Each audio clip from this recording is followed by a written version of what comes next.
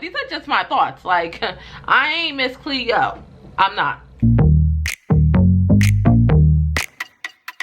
Nails, hair, hips, heels, ass, fat, lips, real, purse, full, big bills, bitch, I'm a big deal. Hi guys, and welcome back to my channel. So today we're going to be talking about episode 4 of Married at First Sight season 12. It was that cute how I did that little thing right there. So guys, for real, in today's episode, things just got even more ghetto than the last episode. We all know what I'm talking about, but we're gonna save them for the last. So once again, we got our notes right here. We're gonna digest what happened in this episode. So Clara and Ryan. So with them, again, like, there still isn't too much to go into with them. What I did notice in this episode was that they are very, very cute together. Like, they're the best looking couple, I think, like, cohesively. I do think still that they're gonna work out. There's something about those two that I feel like they really are a good match for each other. The only thing that I will say, because to be honest with you, I thought that Ryan was possibly a little bit mixed. I'm still not really sure exactly his nationality or his background. I do notice the real soft texture in his hair. Could be a perm, who knows. But I do see that both of his parents are African American, or at least, well, they look like it, right? So I think that I got the vibe that the mom was kind of maybe disappointed that she wasn't African American as well, that the wife wasn't. I don't want to say, like, it's just an opinion, just from looking, just from her talking to her. I don't know if it's maybe that she just wasn't as comfortable speaking with her, but I definitely got the vibe that that wouldn't have been Mom's first choice. You know what I'm saying? But other than that, I still think that they did welcome her, you know, very appropriately. I do still think that they could be a great match, and I do notice a little twinkle in her eye. You know, Ryan, tap that. She's waiting for you to touch, caress. She's waiting. She's ready. She's ready for you. So Brianna and Vincent, so they're actually, you know, I actually really like these two together as well. The only thing that I noticed in this episode was, besides the fact that she is just so comforting and so loving, and, you know, she's ready and waiting to, like, you know, drop everything. Honeymoon doesn't mean anything to her really right now. Like, she's willing to just go wherever he needs to go and be there to support him, and I think that he really appreciated that. So that definitely gave her a lot of points, I think, in terms of those two together. And just, I think overall, you know, she won points with, like, the internet, with all of us people watching, with the world. But I think a problem that they might run into is finances. She clearly makes more money than he makes, and, you know, he's still kind of in the figuring it out stage, but he's working really hard to get what he needs to get for his future. But I do think that because she makes more money, I don't think that he's gonna be feeling that. Like, he seems like a real man's man, and he's really not gonna feel comfortable with her making more money than he makes, or being able to help him in some way. She's not gonna, like, I don't think that he's gonna accept just taking money from her. What I did think was interesting was that how the family was like, when he's mad, he's mad. And I was always wondering, I'm like, he's so perfect. Remember last episode that we did the recap on, I was like, you know, he seems like he's kind of like soft a little bit, and she might, nah. He about to fuck her up in a good way. But that's the only thing. I think that the finances will probably be hard for him. I think that he may carry a lot of pride as well. So yeah, we're gonna keep our eye out on them as well. So Virginia and Eric, experts. Like, y'all could have, I don't know. Like, even when they was in the hotel room and she was like, oh, let's drink. He was like, what? Like, he's done drinking, he's older, he has to protect his liver, his kidneys. Like, he cannot just be drinking as you drink, girl. Like, you gotta slow it down a little bit. And the fact that she don't want kids, it's like, what do you mean you're not thinking about kids? Like, mama says she want kids right now, and she's like, yeah, no, maybe in a couple of years. And it's so hard when you have such a big age gap. It's like, you know, how old does he have to be until he has his first kid? Like, what the hell? you know. But again, this is gonna be very difficult, but I do think that if she grows in love with him, as it seems like it could possibly happen for her, the idea of children may be less scary for her, and she might be willing to do that.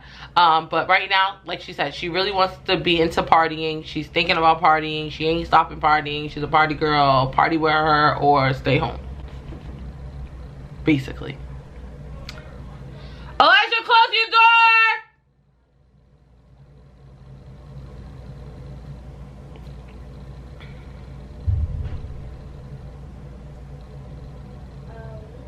Are you okay?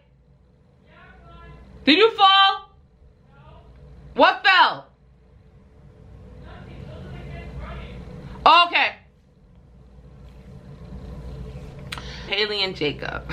Jacob loves this house, all right? He is proud of this house that he built, all right? You would think that Jacob done built this house from dirt and water, okay? He is very happy about this house. He makes it very known that he's very happy about this house, and he continuously speaks about how happy he is about this house. Y'all better give him his prop about this house. I can't wait to see this house, because it better be as incredible as he's explaining it. Like, where's the sauna? I want to see the sauna too. But I did notice that he really started to show his personality. I think that instead of thinking of him as a weirdo, you could kind of think of him as quirky cute, you know? Like, he has a really cute personality about him, and I think that's what's going to get her to kind of be more comfortable and to kind of open up to him more. But I still think that they're a good match, even though, again, the age gap is like, well, but at least she's closer to 30, you know what I mean? And it seems like she's a little bit more mature for her age, for sure. She's 28, so that's not too far off the, you know, the grid. So but again, these two, I do think that they're a good match. I think that if she continues to be as patient with him as she's being, and he continues to allow her to be patient and continue to allow her to naturally fall for him, that they as well will be a really good couple, and they should be able to make it through.